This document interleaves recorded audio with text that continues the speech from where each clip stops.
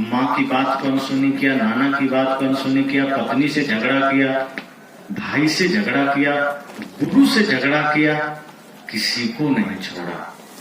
पिता को अपशब्द कहा। यही रावणी प्रवृत्ति है। अगर आज ऐसा कोई आदमी कर रहा है कि माँ के साथ गलत व्यवहार, पिता के साथ गलत व्यवहार, भाई के साथ गलत व्यवहार, अपने साथ गलत व्यवहार, बच्चे के साथ गलत व्यवहार। रावण चाहता था अपने बच्चे को सही संस्कार दे सकता था, लेकिन अपने बच्चे को भी उसने पापी बनाया। आज अगर कोई आदमी ऐसा कर रहा है तो आप क्या सोचते हैं? वो रावण था, वो रावण था। आज अगर कोई वैसा कर रहा है तो वो भी रावण से कम नहीं है। उस समय तो राम जी आए थे उसको नाश करने के लिए, आज कौन राम जी आए थे? आज रावण अगर आपके अंदर है तो राम भी आपको बनना पड़ेगा।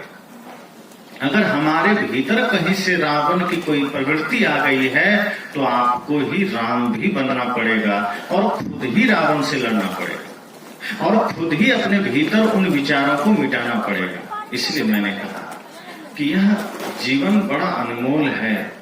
न जाने किस घड़ी किस मुकाम पर जीवन का दीपक बुझ जाए, कब किससे बिछुड़ना हो जाए। कोई जरूरी है कि आदमी बूढ़ा होकर ही मरे।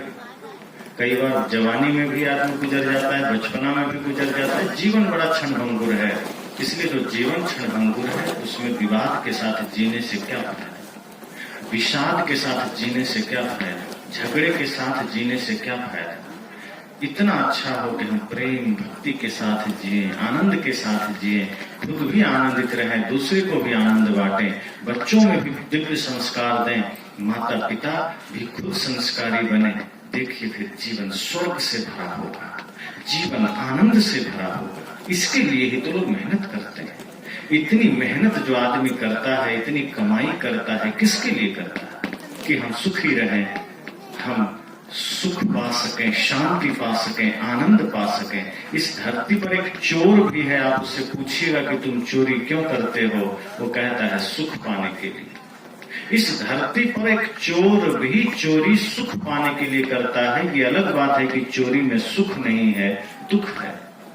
सुख का रास्ता ही अलग है और वो रास्ता हमें सत्संग से मिलता है। तो यह ध्यान रखें कि क्या पता इस जीवन में कब किससे बिछुड़ना हो जाए। कई बार माता पिता रहते हैं, बच्चे चल बसते हैं। कई बार बच्चे रहते हैं, माता पिता चल बसते हैं। कई बार पति है, पत्नी चली गई, पत्नी है, पति चला गया। कई बार बड़ा भाई बच रहा है, छोटा भाई चला गया। यही जीवन का खेल है। तो कब किसको कहाँ कैसे जाना हो कोई नहीं जानता। आज जीवन मिला है, सोचिए, विचारिए कि हमें अपने जीवन को सत्य से सजाना है, भक्ति से सजाना है। अच्छे अच्छे कपड़े तो आप खरीद लेंगे बाजार से, लेकिन अच्छे संस्कार आपको सत्संग से मिलेंगे। जैसे शरीर में हम अच्छे कपड़े डालते हैं तो शरीर सुंदर लगता है, ऐसे ही जब हम अपने मन में अच्छे विचार डालते हैं, अच्छे संस्कार डालते हैं तो आपका व्यक्तित्व अच्छा लगता है। एक व्यक्ति की पहचान, एक व्यक्ति की सुंदरता सिर्फ कपड़ों से नहीं होती। कपड़ों से जो सुंदरता है या चेहरे से जो सुंदरता है वो क्षणिक है। मान लीजिए कोई बहुत सुंदर आदमी है और वो मुख से कड़वा बोलता है, गाली देता है, आप उसको पसंद करें? नहीं करेंगे। लेकिन कोई चेहरा से भले सुंदर ना हो, उसकी वाणी मीठी है, उसकी वाणी में मिठास है, ईमानदारी है, आप उसको पसंद करेंगे। माता सबरी बहुत सुंदर नहीं थी, गांधी जी सुंदर नहीं थे, लेकिन उनका जीवन, उनका विचार इतना सुंदर था कि आज उनकी पूजा होती है।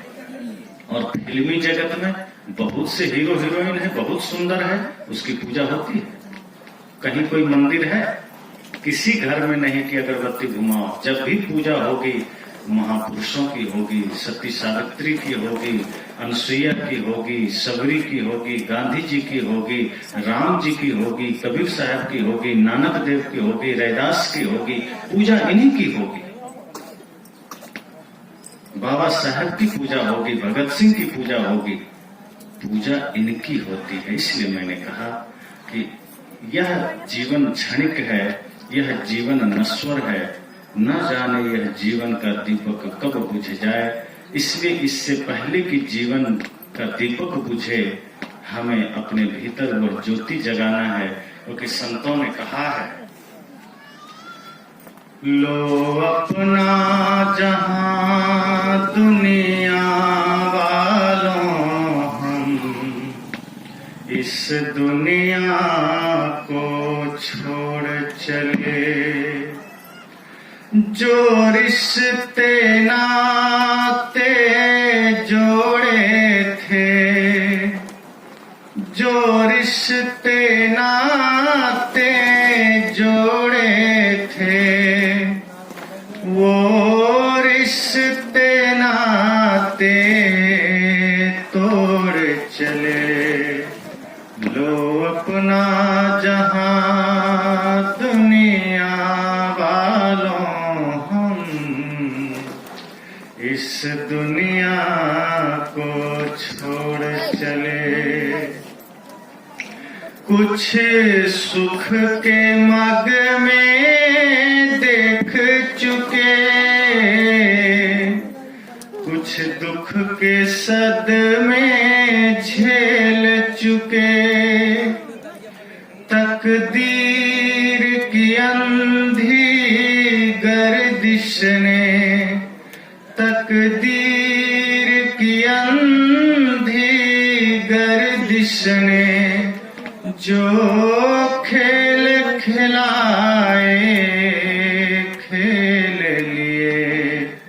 लो अपना जहां दुनिया वालों, हम इस दुनिया को छोड़ चले।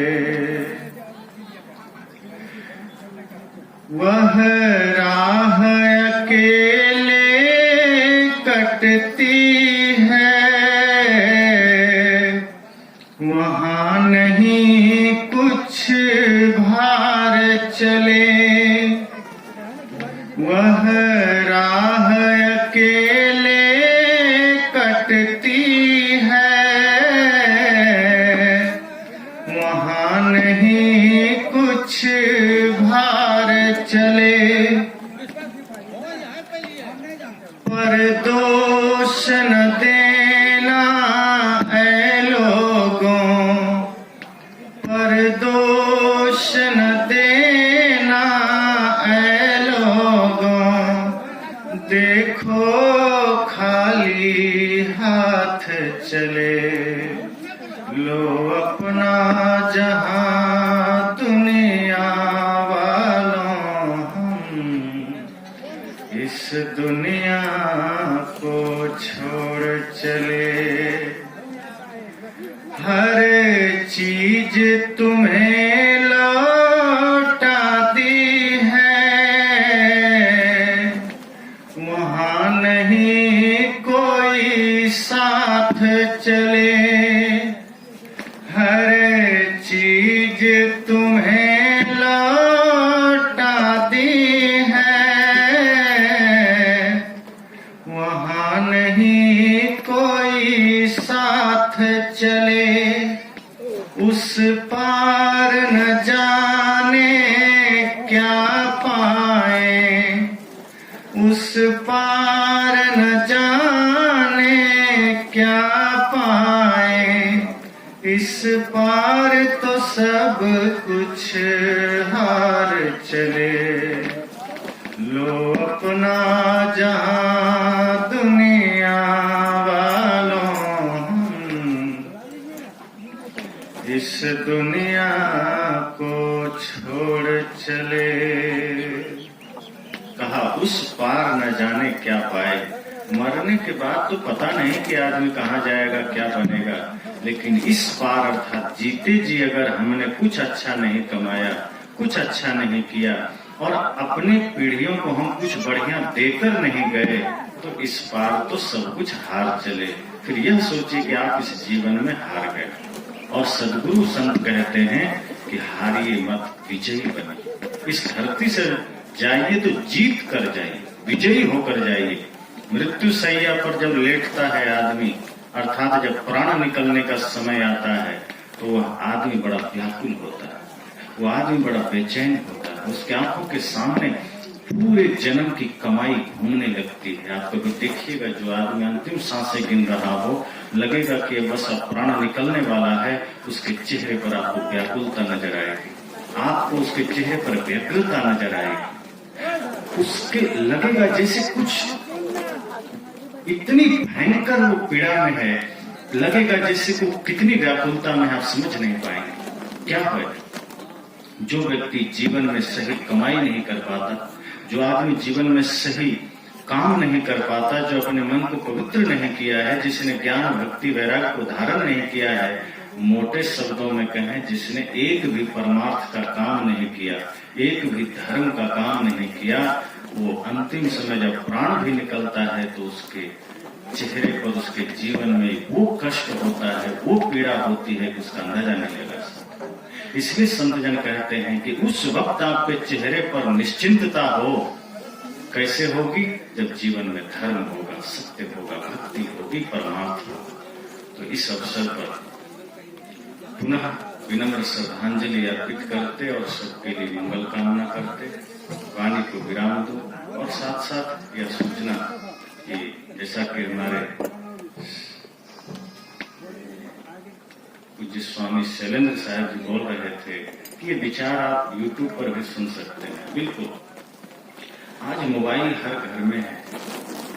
आप बड़े लोग ये कोशिश करिए कि जो बच्चे प्रवचन निकाल के आप दीजिए या बैठाइए, शाम या सुबह लगा दीजिए ताकि बच्चे सुने, क्योंकि आज हो सकता है उसका मन नहीं करे, लेकिन 2 दिन 4 दिन बाद जब आप भी सुनते रहेंगे, आप भी प्रवचन सुनेंगे, तो उसका भी मन करेगा। और संतों का विचार, संतों का प्रवचन यदि आपके बच्चे सुनने लगे तो समझ जाइए कि वो बच्चे फिर आपका नाम जरूर रोशन करेंगे। तो स्वामी शैलेंद्र भक्ति सुखी जीवन की कला चैनल है, और हमारा तो बहुत लोग देखते हैं, हमारा बहुत पुराना चैनल है अध्यात्म रहस्य टीवी। इस पर हमारे प्रवचन, संतों के प्रवचन सबके आते हैं। हमारे साथी जिनका प्रवचन सुन रहे थे, स्वामी आदित्य स्वरूप साहब, इनका भी YouTube पर, इनका आदित्य स्वरूप साहब नाम सर्च करेंगे, इनके भी विचार आ जाएंगे। इनके भी चैनल पर आप जुड़े, इनके भी विचारों को सुने। जो भी संत हैं, अगर आप उनका विचार सुनते हैं तो जीवन में कुछ मिलता है। हम जैसे बाजार जाते दुनिया भर की बातें मिलती है, लेकिन हम संतों से जुड़ते हैं तो हमें ज्ञान की बात मिलती है, हमें सुख से जीने की बात मिलती है। व्याकुल जीवन में भी सुख से हम कैसे जिए। जैसे आपको सिर में दर्द है, डॉक्टर आपको सिर दर्द की दवा दे दिया, आपका सिर दर्द ठीक हो गया। इस संत गुरुजन के विचार वही है। आपका जीवन व्याकुलता से भरा है, परेशानी से भरी है, संत का एक विचार सुने, व्याकुलता मिट सकती है, लेकिन आप उसको गहराई से सुनेंगे तब। तो इस तरह से संतों के विचारों को आप सुने, और मोबाइल में भजन सुने, भजन भी है, प्रवचन भी है। और आपके मन में कोई प्रश्न होता है तो आप, जो लोग पढ़े लिखे वो कमेंट भी कर दें कि हाँ हमारे मन में यह प्रश्न है, आप इसका जवाब दें। मान लीजिए आप हमारा या इनका या किसी भी संत का विचार सुन रहे हैं, आपके मन में कोई प्रश्न आया, ऐसे भी प्रश्न है तो आप वीडियो में जाके नीचे ऑप्शन रहता है, वहाँ कमेंट करके अपना प्रश्न डाल सकते हैं कि हमें ये जानना है, हमें ये पूछना है।